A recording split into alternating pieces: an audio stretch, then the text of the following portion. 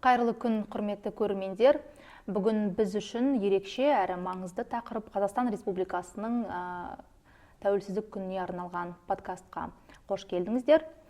Бүгін бізде қонақта Нұрымжан Қайратұлы Қайырғали, Қостанай облысы әкімдігі білім басқармасының озат мамандандырылған ақпараттық технологиялар мектеп-лицей интернаты директордың АКТ жөніндегі орынбасары, тарих пәні мұғалімі, педагог, сарапшы.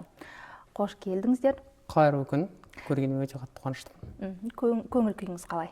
Жақсы, керемет. Алда үлкен бір мерейтой дейміз ба, біздің қуанышымыз келе жатыр. Ол күні біз мақтанатын және көңіл күйді кішкене түсіріп, бірақ сол мезетте көтеретін уақыт таяп жатыр. Сондықтан көңіл күй керемет. Өте жақсы. Нұрымжан Қайратұлы, тәуелсіздік күні сіз үшін жеке қандай мағынаға ие? Мен үшін еркіндік пен жауапкершіліктің ұштасқан күні.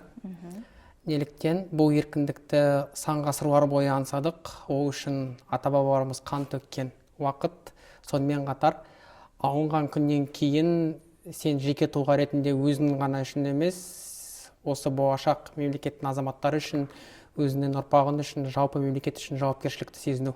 Яғни ата-бабаларымыз қанын берген жерде не үшін бұл жерді дамытуымыз керек деген жауапкершілікті сезіне алу, яғни еркіндік пен жауапкершілікті сезінген күн. Сіздің ойыңызша тәуелсіздікке жету жолындағы басты тарихи кезең қандай болды? Басты тарихи кезең жалпы 20 ғасырдың 80-ші жылдарын алайық. Неліктен? Өйткені Кеңес социалистік республикалар одағының саяси бытыраңқылығының әсерінен біз өзіміздің сан ғасыр бойы аңсаған 18-ші ғасырдан бастап күрескен тәуелсіздікті осы уақытта алуға мүмкіндік туды, яғни құқықтық мемлекетті жаңғыртамыз деген ой осы уақытта туды. Сол үшін күрестік, сол үшін тәуелсіздік қадамына жеттік. Яғни Кеңес социалистік республикалар одағының 80-90-ші жылдары. Қазіргі мемлекеттік құрылымды қалыптастыруда қандай тарихи шешімдер шешуші рөл атқарды?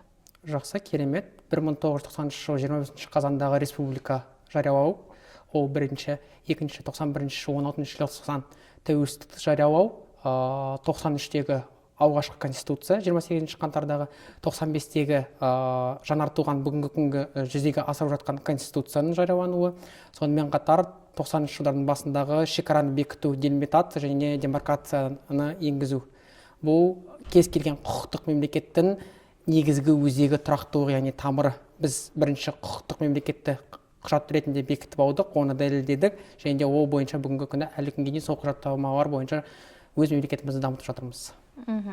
Соңғы 30 жылда әр буынның тәуелсіздікке деген көзқарасы қалай өзгерді сіздің ойыңызша? Керемет. Егер 90-шы жылдарды буындалатын болсақ, олар осы тәуелсіздікті сақтап қалу және мемлекетті құру бойынша жұмыс жасады. 2000-ші жылдық жастар дейікші, олар осы тәуелсіздікті дамыту және әлеуметтік салаларды, технологиялық салаларды дамыту арқасында өзінің жеке құлшыныстарын көрсету. Ал бүгінгі жастар, біз оқып жатқан жастар, олар құқықтық мемлекет, әділетті мемлекет, цифрлы мемлекет және де сапалы білімді алып жатқан жастар ретінде осы мемлекетке барлық бүгінгі әлемде актуалды жаңалықтарды беріп жатқан ұрпақ ретінде қарастырамыз. Яғни бізде 3 ұрпақ, егер тәуелсіздіктен бастап қарастыратын болсақ. Тәуелсіздік жылдарындағы еліміздің негізгі жетістіктері қандай деп ойлайсыз? Негізгі жетістіктері 2010 жылы саммиттің өтуі.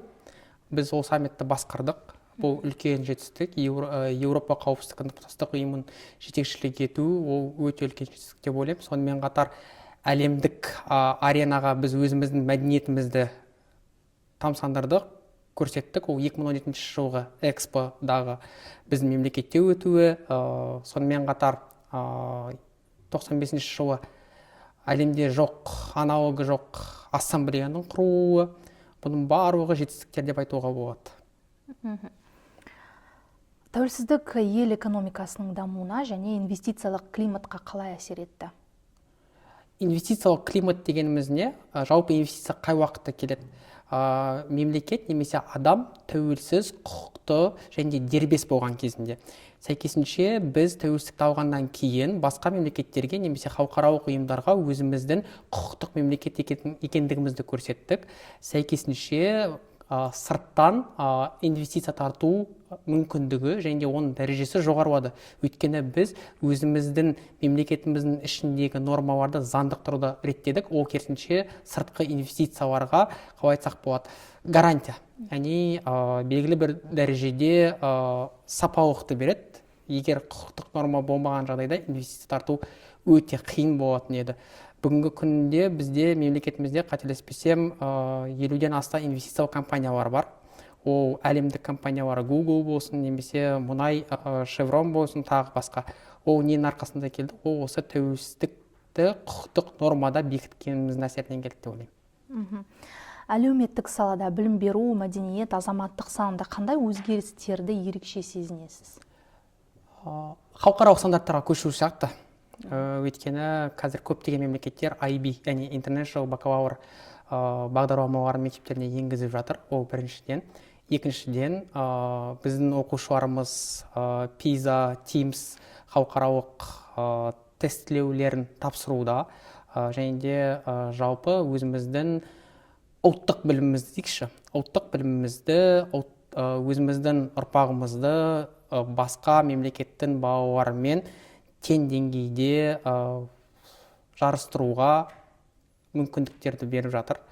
Жаңартылған білім беру бағдарламасы, халықаралық бағдарламаларды мектептерге енгізу, сонымен қатар қазіргі таңда келешек мектептері салынғанын білеміз.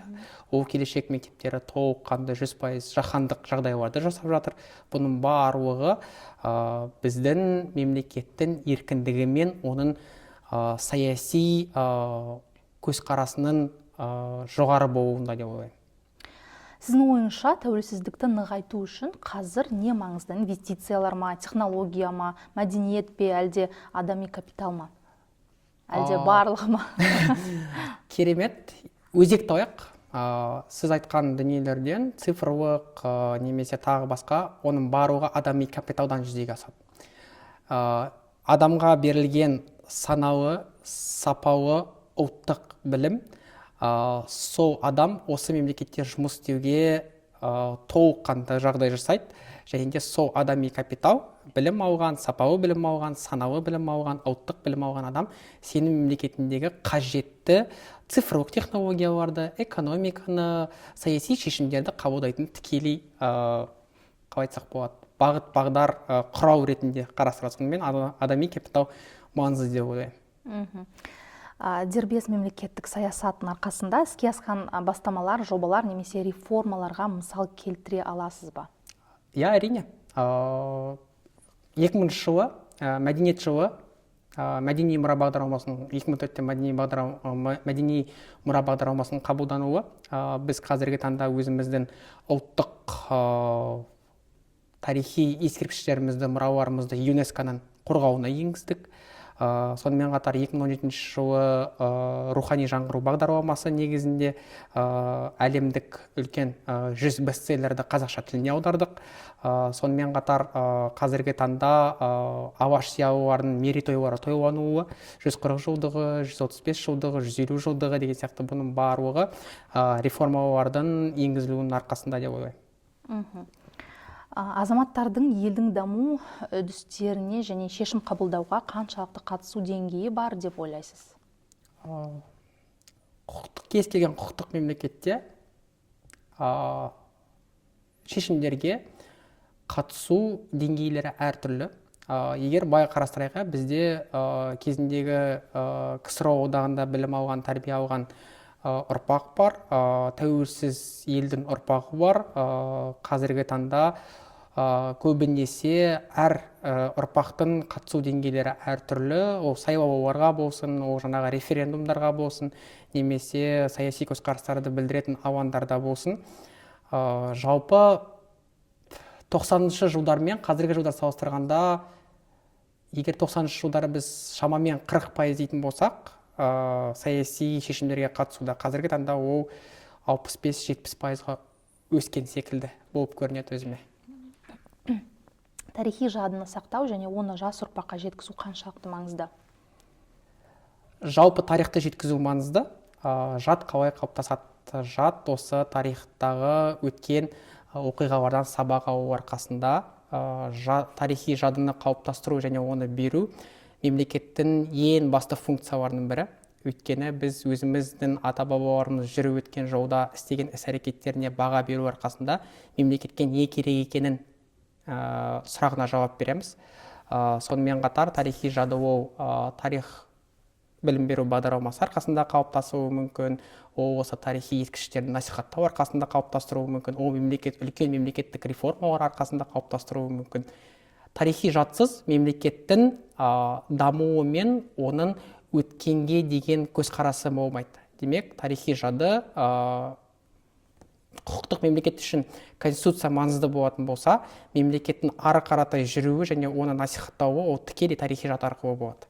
Демек, тарихи жады ол басты бір құрал, тамыр ретінде айтуға болады. Тәуелсіздіктің тұрақтылығын қамтамасыз ету үшін бүгін қандай қадамдар жасауымыз керек? Бүгін біз өзіміздің мемлекетіміздің бар стратегияларын аяқтауымыз керек.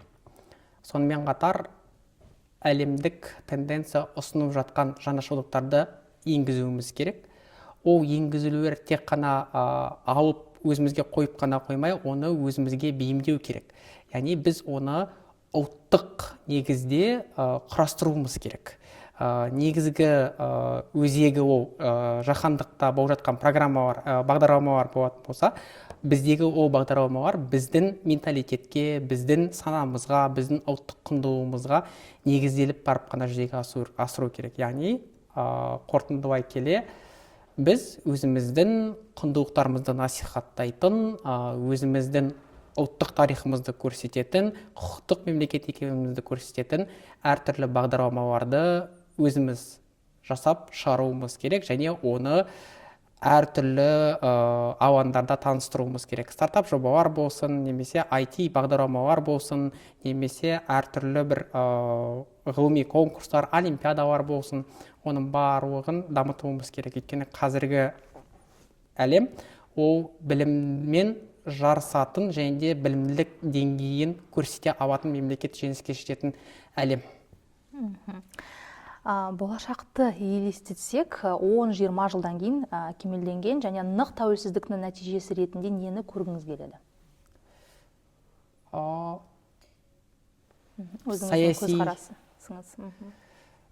Саяси лауазымдарға жастардың тағайындалуы,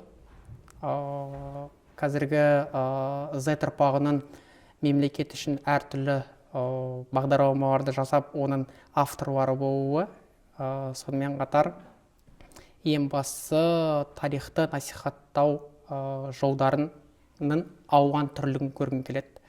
Сонымен қатар біз спорт, мәдениет, білім, әлеуметтік сала болсын, саяси салада болсын, жастарды көргім келеді.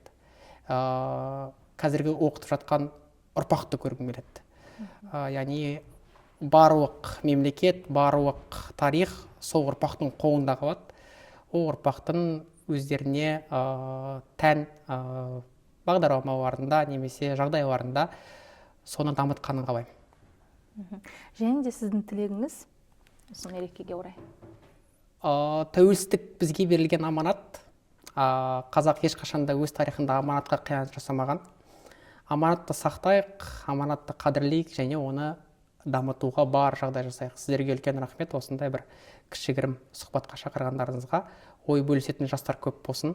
Бағдарламаларыңыз ары қарай дамый беріп, өзіміздің өнеріміздің, жалпы мемлекетіміздің тарихын, мәдениетін таныстыра беретін тұлғалар көп болсын. Ең бастысы қазіргі ұрпақ осы күнге біз жайдан жай жеткен жоқ екенімізді түсінсе, сол жеткілікті деп ойлаймын. Оның барлығы біздің үлкен ұрпақтың оларға жеткізудегі ең басты миссиясы дейікші. Біздің миссиямыз сол. Сіздердің миссияларыңыз осы ұрпаққа осындай керемет жобаларды таныстыру. Біздің миссиямыз осындай ұрпақта қалай жүріп өткендігімізді айтып, оларға мысал болу. Рахмет сіздерге. Әумин, көп рахмет сізге де. Алтын уақытыңызды бөліп, бізге келгеніңіз үшін көп рахмет. Мерекеміз құтты болсын барлығымызға. Құрметті көрермендер, сау саламатта болыңыздар.